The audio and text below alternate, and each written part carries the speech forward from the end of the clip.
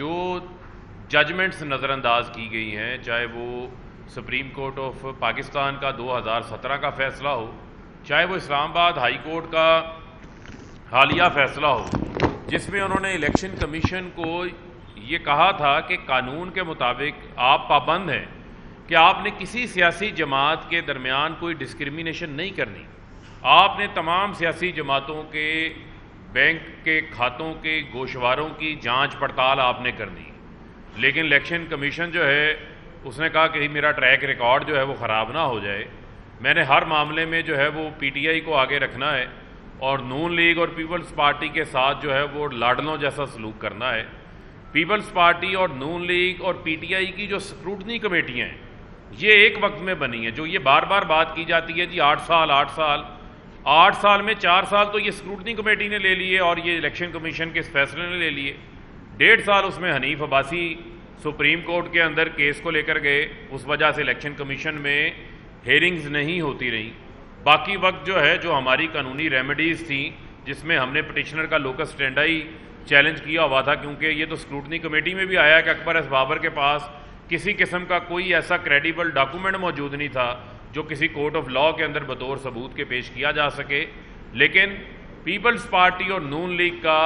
آج تک جو ہے وہ اسکروٹنی کمیٹی اپنی اسکروٹنی مکمل کر کے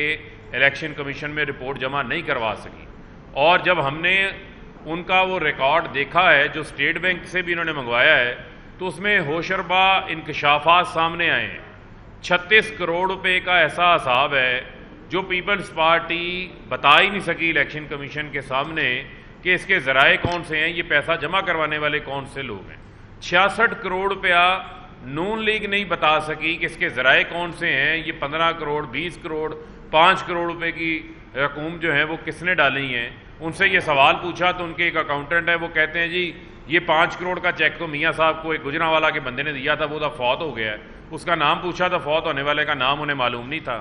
5 کروڑ کا چیک تو جو ہے وہ شجاعت عظیم نے دے دیا تھا، اس کو مشیر حبابازی نواز شریف نے اپنے دور حکومت کے اندر جو ہے وہ لگا دیا تھا۔ اور یہاں پر یہ کہہ دینا کہ پی ٹی آئی یو ایس اے میں ایل ایل سی کے طور پہ رجسٹرڈ ہے، یہ تو یو ایس اے کا قانون ہے، اور ہر 6 مہینے بعد ہم وہاں پر اپنی رپورٹ جمع کرواتے ہیں۔ اور یاد رکھیں کہ 9/11 کے بعد انہوں نے اپنے قوانین بہت زیادہ سخت کر دیے ہیں، وہاں پر کوئی ایسی فنڈ ریزنگ نہیں ہو سکتی جس فنڈ ریزنگ کی بنیاد جو ہے وہ درست نہ ہو۔ تو لہٰذا میں یہ سمجھتا ہوں کہ پیپلز پارٹی بھی یو ایس اے میں بطور ایل ایل سی کے طور پہ رجسٹرڈ ہے، آصف علی زرداری کے دستخطوں سے یو ایس اے کے اندر رجسٹرڈ ہوئی ہے، اس کے ڈاکومنٹس پیپلز پارٹی کے کیس میں ہم نے ساتھ لگائے ہوئے ہیں، وہ موجود ہیں، آپ کے ساتھ بھی شیئر کر دیتے ہیں، میں نے آج اپنی ٹویٹ میں بھی شیئر کیا ہے۔ مسلم لیگ نواز جو ہے،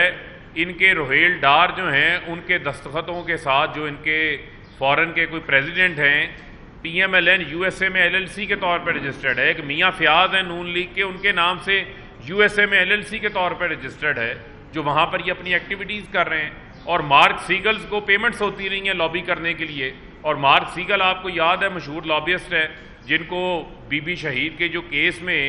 بطور گواہی دینے بھی جو ہے وہ پاکستان آئے تھے، یہ بھی آپ کے علم میں ہوگا۔ تو بنیادی طور کے اوپر اس سارے معاملے کے اندر پی ٹی آئی کو سنگل آؤٹ کیا گیا ہے، پیپلز پارٹی اور نون لیگ کے کیسز کے اوپر کسی قسم کی کوئی پیش رفت نہیں کی گئی۔ تو میں نے تو ان کو پہلے بھی چیلنج کیا تھا کہ الیکشن کمیشن کی تو بائسنس اپنی جگہ کے اوپر موجود ہے، یہ ان کو چیلنج کرتے ہیں کہ ٹاپ آڈیٹرز لے آئیں، آپ اپنی مرضی کے top auditors, international auditors, independent auditors لے آتے ہیں، پی ٹی آئی کے اکاؤنٹس رکھ لیتے ہیں، P M L N Peoples Party کے رکھ لیتے ہیں، اور میڈیا پہ لائیو کوریج ہوگی، پتہ چل جائے گا کہ کس جماعت نے پاکستان کے اندر سیاسی فنڈ ریزنگ کی جو ہے وہ بنیاد رکھی ہے، کس کے اکاؤنٹس شفاف ہیں، کس کے نہیں ہیں۔ یہاں پر الیکشن کمیشن نے سپریم کورٹ، اسلام آباد ہائی کورٹ کے فیصلوں کی خلاف ورزی کی ہے، امتیازی سلوک کریٹ کیا ہے، جو شفافیت ہے، جو انہوں نے کام انصاف سے لینا تھا وہ انہوں نے ہرگز جو ہے وہ کسی صورت نہیں لیا۔ اور عجیب مذاقہ خیز باتیں سامنے آ رہی ہیں کہ ایک ناصر حسین جو ہیں ان کی شادی جو ہے وہ رومیتا شیٹھی کے ساتھ ہوئی ہے، اور ان کا اکاؤنٹ مشترکہ ہے، وہ مشترکہ طور پہ جوائنٹلی پی ٹی آئی کو $27,000 ڈونیشن دے دیتے ہیں، تو رومیتا شیٹھی کی جو فنڈنگ ہے وہ بھارتی فنڈنگ بن جاتی ہے۔ اور اسی طریقے سے جو زین کاٹن مل کا مالک میاں اختر جو کہ پیر محل کا رہنے والا ہے ٹوبا ٹیکسنگ ڈویژن کا، وہ 10,000 روپیہ ڈونیشن دیتا ہے کوئی 2011-12 کے اندر، پی ٹی آئی کا ٹکٹ ہولڈر بھی ہے، اس کو بھی ممنوعہ فنڈنگ کے اندر ڈال دیتے ہیں۔ ابھی میں ایک دیکھ رہا تھا کہ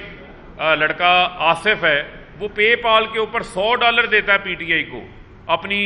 فرم کی طرف سے اس کے وہاں سے آ جاتے ہیں، وہ بھی فارن فنڈنگ کی لسٹ کے اندر جو ہے وہ شامل ہو جاتا ہے۔ تو آج میں سمجھتا ہوں کہ الیکشن کمیشن یہ جتنے اس کی تفصیلات سامنے آتی جا رہی ہیں، اس میں بہت ساری ایسی مضحکہ خیز چیزیں سامنے آتی جا رہی ہیں، نہ جس کا سر ہے نہ جس کا کوئی پاؤں ہے۔ اگر کوئی زبردستی سے اور قانون سے ہٹ کے اس معاملے کو اس طرف لے کے جانا چاہتا ہے کہ یہ عمران خان کی کوئی سرٹیفیکیشن ہے، تو آپ کو یہ یاد ہونا چاہیے کہ یہ عمران خان کے کوئی ذاتی اثاثہ جات کا معاملہ نہیں ہے، یہ ذاتی ان کی کوئی ٹیکس ریٹرن کا یا ویلتھ سٹیٹمنٹ کا معاملہ نہیں ہے۔ عمران خان اپنی 40 سالہ کمائی کا حساب سپریم کورٹ میں دے چکے ہیں، 60 ڈاکومنٹس کے ساتھ دے چکے ہیں، یہ آڈیٹڈ اکاؤنٹس ہیں۔ پولیٹیکل پارٹی آرڈر 2002 کی شق نمبر 13 کے تحت ایک سرٹیفکیٹ جو اسد عمر صاحب نے آپ کو دکھایا وہ جمع کرواتے ہیں جو ان کی بیسٹ آف دا نالج کے مطابق تھی۔ لہٰذا جو اسٹریٹجک میڈیا سیل ہے نون لیگ کا، اس کا جو واٹس ایپ گروپ ہے، اس کے اندر یہ جھوٹ پھیلانے کی کوشش کی گئی کہ یہ کوئی حلف نامہ تھا جو عمران خان نے دیا تھا، حلف نامہ کسی صورت نہیں تھا، اور اس کو ہم پوری طرح جو ہے وہ اس کو جائزہ بھی لے رہے ہیں، اور ہماری قانونی ٹیم بھی اس کے اوپر کام کر رہی ہے، اور یہ بھی ہم سامنے لے کر آئیں گے کہ ہم نے اس کو کس فورم کے اوپر جو ہے وہ چیلنج کرنا ہے۔